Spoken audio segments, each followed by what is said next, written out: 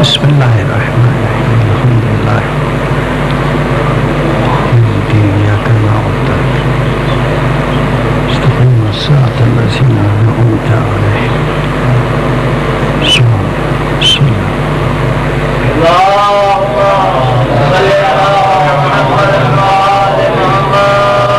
أعوذ بالله من الشيطان الرجيم بسم الله الرحمن الرحيم الحمد لله رب العالمين الصلاة والسلام على أشرف الأنبياء والمرسلين سيدنا ونبينا أبي القاسم محمد وآله الطيبين الطاهرين المعصومين ولعنة الله على أعدائهم أجمعين من الآن إلى قيام يوم الدين أما بعد فقد قال الله تعالى في كتابه المبين وهو أصدق القائلين وقوله الحق بسم الله الرحمن الرحيم الله نور السماوات والأرض مثل نوره كمشكاة فيها مصباح المصباح في زجاجة الزجاجة كأنها كوكب دري يوقد من شجرة مباركة زيتونة لا شرقية ولا غربية صلوات بھیجیے محمد وعلى محمد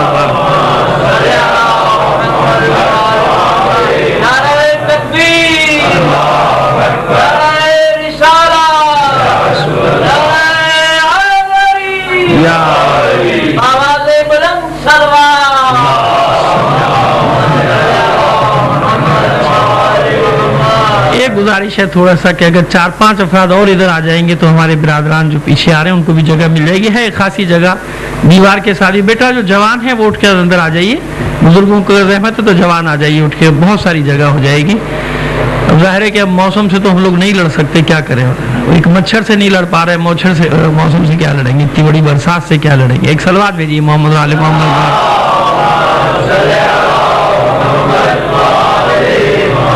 آپ تماشا دیکھ رہے ہیں نا کہ لوگوں کو یقین نہیں آتا تھا ایک مچھر کیسے مار دے گا نمرود کو. دیکھیں کیا حشر کیا ہوا ایک مچھر نے. یہی اللہ دکھانا چاہتا ہے کہ دیکھو ایک مچھر سے میں کیا کیا کام لے سکتا ہوں, ابابیل سے کیا کام لے سکتا ہوں. لیا کہ نہیں لیا اللہ نے کام. کوے سے کیا کام لے سکتا ہوں. تو اللہ نے کسی بھی چیز کو بغیر حکمت کے خلق نہیں کیا. اب اس میں ہماری کوتاہیاں, اور میں تو ایک نظر سے اور بھی دیکھتا ہوں, کوئی ثبوت تو نہیں ہے میرے پاس, لیکن جو تجزیے ہیں, حالات جو میں پڑھتا رہتا ہوں, جو اپنی عمر گزری ہے تھوڑا سا مغربی سازشوں کو پڑھنے میں, سمجھنے میں, دیکھنے میں, تو پھر گمان ایک یہی جاتا ہے کہ شاید دوائیں بکوانے کا کوئی طریقہ ہو. اپنے یہاں تو تجربات کر نہیں سکتے ہیں, یہی تجربات کیے جاتے ہیں. یا افریقی ممالک رہ جاتے ہیں یا ہم لوگ رہ جاتے ہیں.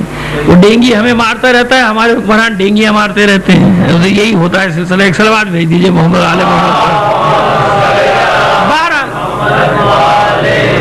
اب جو بھی ہے بھگتنا تو عوام کو پڑتا ہے عوام کو. کیا کیا جائے. یہ ہمارا 64 سال کا جو بویا ہوا ہے وہ اب سب سامنے آ رہا ہے. شجر تداور, ایک مضبوط درخت کی صورت میں سارا کرپشن بن کے آ چکا. کسی کو کوئی پرواہ نہیں ہے.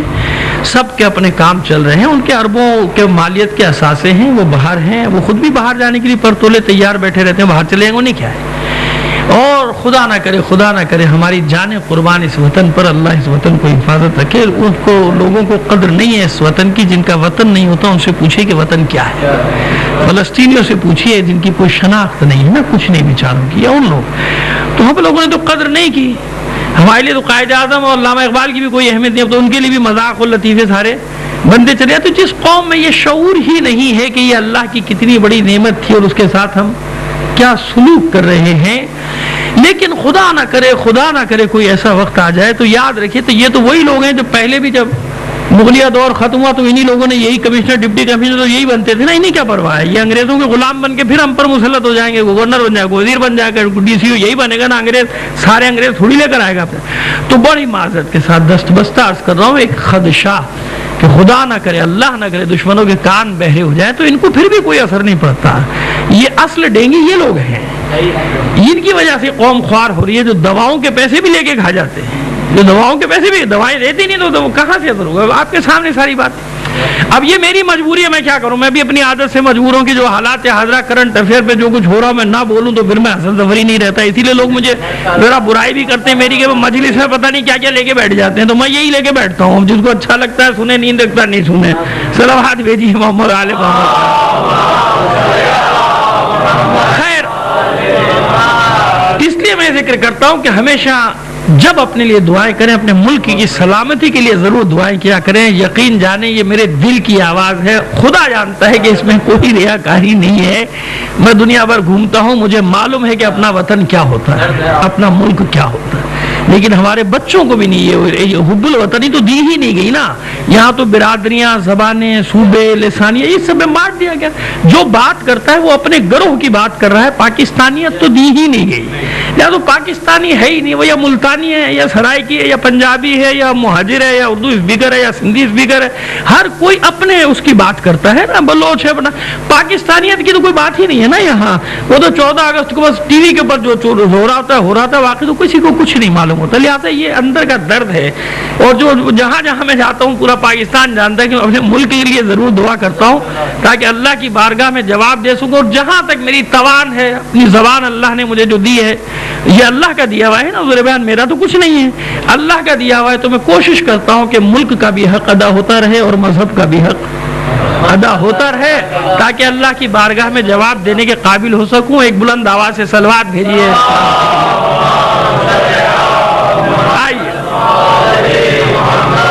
اب اپنے موضوع کی طرف آتے ہیں. کل ہم نے چھوٹے چھوٹے نکات بہت سارے اسی لیے بیان کر دیے تھے کہ پھیلا دیا جائے بات کو, ان میں سے پھر آہستہ آہستہ بات کو لے کر آگے چلیں.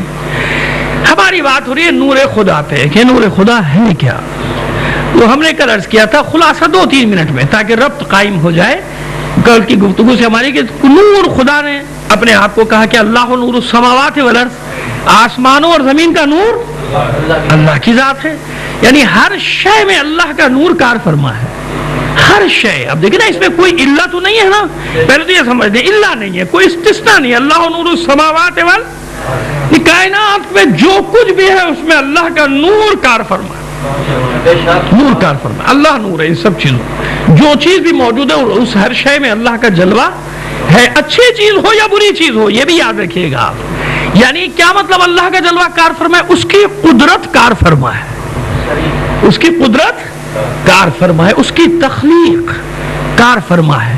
کوئی بھی چیز ہو, کیونکہ ظاہر جتنی بھی کائنات میں اچھی اشیاء بھی ہیں بری اشیاء بھی جو ہمیں بری لگتی ہیں, لیکن حکمت تو ہے نا کوئی نہ کوئی ان کو خلق کرنے کی حکمت ہے نا ان کو خلق. وہ بھی ابھی بات کریں گے کہ حکمتوں پر بھی بات کریں گے, حکمت تو ہے. لہذا ہر جگہ اس کی تخلیق کار فرما ہے. اس کی تخلیق کے علاوہ تو کچھ نہیں. ہم کہیں گے نہیں بھائی شیطان کو اللہ نے خلق نہیں کیا, اتنی بری چیز کیسے خلق کر دی؟ تو بتائیے شیطان کو کس نے خلق کیا, ابلیس کو کس نے خلق کیا ہے؟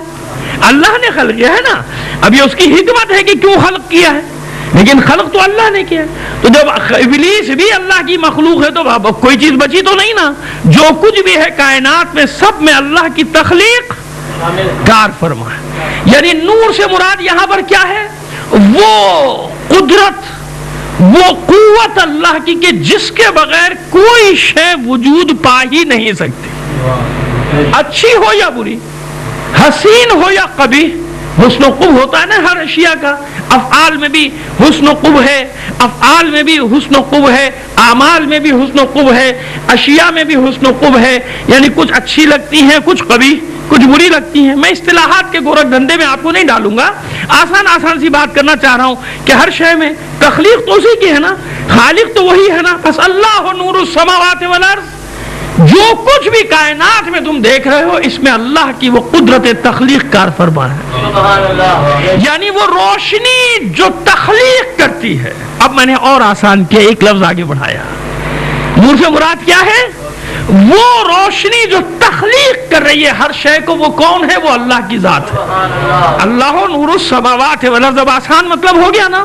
وہ نور, وہ روشنی, یہ نور ہی تو ہے جو تخلیق کر رہا ہے, تو وہ اللہ کا نور ہے, وہ روشنی ہے جو طاقت دے رہی ہے. اب بات کو ہم تھوڑا سا آگے بڑھاتے کہ یہ تو اللہ نے فرما دیا. اب اس کے بعد ہم نے عرض کیا تھا کہ نور کے مدارج ہے, درجہ بندی ہے نور کی. کتاب کو نور کہا گیا, ہدایت کو نور کہا گیا, علم کو نور کہا گیا, پیغمبر کو نور کہا گیا, اور ایک اور چیز کو نور کہا گیا کہ رسول کے پاس, اے رسول آپ کے پاس نور بھی آیا, کتاب بھی آئی, اور بھی کوئی نور ہے جو آیا ہے. اچھا اب ہمیں ایک بات بتائیے کہ نماز پڑھنے کی آیات تقریباً 300 کے لگ بھگ ہیں قرآن مجید میں. کتنی ہے؟ نہ سمجھے گا نماز پہ تقریر کرو لوگ یہ کیا لے کے بیٹھ گئے. آج کل تو یہ مصیبت ہے کہ نماز پہ بات کرو تو کہیں گے یہ کیا لے کے بیٹھ گئے. ہاں نماز پہ بات کرنی تو اس طریقے سے کرو جس سے فتنہ ہوتا ہو. اللہ معاف کرے ہم لوگوں کو. وہ لوگ جو خود نماز نہیں پڑھتے سارا زور نماز پہ تقریر پہ لگا دیں گے, مگر کیوں؟ اس لیے نہیں کہ پڑھو, بلکہ اس لیے کہ مومن میں فتنہ پیدا ہو جائے. ان سے کہو جو تم کہہ رہے ہو خود تو کر لو, وہی پڑھو تو صحیح اللہ کے بندو. سارا جھگڑا وہ کریں جو پڑھتے ہی نہیں ہیں. وہ خدا کے بندو پڑھ تو لو, وہی پڑھ لو جو تم کہہ رہے ہو. لیکن نہیں خیر, اب یہ لوگوں کا اپنا شعور کی بھی بات ہے کہ لوگوں کے سامنے سب کچھ ہوتا ہے, کردار سامنے ہوتا ہے, لوگوں کے کریکٹر سامنے ہوتے ہیں, پھر بھی نہ سمجھے تو میں کیا کروں. اس کے بعد بھی ادارے پیغمبر کے سامنے تھا, کیسے کیسے لوگ تھے, نہیں سنتے تھے پیغمبر کی, تو ہماری آپ کی کہاں سے سن لیں گے. سنی پیغمبر کی, پیغمبر کہہ رہے ہیں یہ اس کو مانو, نہیں مانتے تھے, پیچھے جا کے پھر سازشیں کرتے تھے. ارے چھوڑو, وہ رسول کے بھائی ہے اس لیے بات ہو رہی ہے, سمجھا کرو. ہے کہ نہیں ہے؟ پھر اور ان کو فالوور ملے کہ نہیں ملے, ملے نا. تو بھائی یہ تو دنیا کا طریقہ ہی ہے کہ آپ کہتے ہیں صاحب وہ لوگ ادھر دوڑے چلے جا رہے ہو. خدا کے بندو, دنیا میں جس نے کوئی دعویٰ کیا اس کو فالوور ضرور ملے, بلکہ باطل کو زیادہ تعداد میں مل جاتے ہیں, کیونکہ وہ آسان راستے بتاتا ہے جنت میں جانے کے. تو لوگ تو سہل پسند ہے نا, لہذا آسان راستے, یہ آسان راستہ ادھر چلو. تو فالوور ملے کہ نہیں ملے, رسول کے مخالفین کو ملے کہ نہیں ملے, رسول کے بعد مولا کے مخالفین کو فالوور ملے کہ نہیں ملے. حالانکہ معصوم سامنے ہے, اس کے مقابلے میں جانتے ہیں کہ یہ باطل ہے, پھر بھی فالوور ملے کہ نہیں ملے. تو فالوورز پہ نہ جایا کرو, یہ تو بھیڑ چال ہے, یہ تو بھیڑ چال ہے. اولئک کالانعام, یہ تو چلے جاتے ہیں جدھر کی ہوا چلتی ہے, جدھر آسانی ملی ادھر دوڑتے چلے گئے. قد جاءکم من اللہ نور و کتاب, دو چیزیں آئیں, پہلے نور بعد میں کتاب. آئیے ذرا دیکھیں, کتابوں کی تاریخ دیکھیں, صحیفوں کی تاریخ دیکھیں. جناب آدم ابو البشر جب اس دنیا میں تشریف لائے تو کیا قوم کوئی موجود تھی جس کی وہ ہدایت کرتے؟ ہدایت حاصل کرنے والا کوئی تھا؟ نہیں تھا نا. لیکن پہلا فرد جو اس زمین پہ حبوط آدم جو کہلاتا ہے, اس کا لقب کیا ہے؟ معلم بشر. معلم یعنی پہلا بشر ہی ہادی بن کر آیا. ہدایت لینے والے بعد میں آئے, ہدایت کرنے والا پہلے. ہے نا؟ میرا ساتھ دیجیے گا, انشاءاللہ بڑے آسانی سے نتیجے تک پہنچاؤں گا آپ کو. پہلے ہدایت کرنے والا, یعنی یہ قانون قدرت کیا ہے کہ نہیں, کوئی یہ نہ کہے کہ ہمیں ہدایت کرنے والا نہیں تھا. نہیں, قابیل بعد میں آئے گا, حابیل بعد میں آئے گا, شیش بعد میں آئیں گے, سب قبیلے بعد میں آئیں گے. پہلا بشر جو آئے گا زمین پہ وہ ہادی بن کر آئے گا. کیا بن کر آئے گا؟ ہادی بن کر آئے گا. یعنی پہلے ہدایت کرنے والے کو بھیجنا لازم. اللہ کی صفات میں سے ہے نا, میں خدا نہ کہتے اڑے اللہ پر واجب ہے, اللہ پر کیا واجب ہے, لیکن اس کی الوہیت اس پر لازم کرتی ہے کہ پہلے ہادی جائے گا بعد میں ہدایت لینے والے, تاکہ غلط کام کریں تو ہدایت کرنے والا پہلے سے موجود ہونا چاہیے. ایسے ہی ہوا نا, پہلا جو آیا پہلے ہادی آیا, یعنی پہلے ہدایت کرنے والا بعد میں ہدایت لینے والے. اچھا کتنے انبیاء آئے؟ تقریباً ایسے ہی ہے نا, ظاہر کوئی عدد تو معین نہیں کر سکتے, لیکن جو عام طور پہ محاورے میں استعمال کیا جاتا ہے, کتنا, 1,24,000 انبیاء رسول پیغمبر ملا کے تشریف لائے. کتابیں کتنی آئیں؟ قرآن کو چھوڑ دیجئے, ابھی قرآن کو چھوڑ دیجئے, رسول کو بھی چھوڑ دیجئے. کتنی کتابیں؟ 3, توریت, زبور اور انجیل. اور توریت اور زبور عہد نامہ قدیم, انجیل عہد نامہ جدید, دونوں کے ملا کے وہ نئی بائبل بن گئی. ایسے ہی ہے نا, آدھی کتابیں ہیں یہودیوں کے پاس, اور وہ عہد نامہ قدیم اور جدید ملا کے ہیں عیسائیوں کے پاس. ایسے ہی ہے نا, کتابیں 3, انبیاء کتنے؟ 1,00,000. صحیفے کتنے کوئی بتا سکتا ہے؟ نہیں, چند صحیفے. جیسے صحف ابراہیم و موسیٰ, جناب ابراہیم کے صحیفوں کا ذکر ہے, جناب نوح کے صحیفوں کا ذکر ہے 2-4, جناب داؤد کے, جناب سلیمان کے, 16-17 صحیفوں سے زیادہ کا ذکر نہیں ہے. بس معلوم ہوا کہ کتابیں اور صحیفے چند انبیاء کو ملے بس.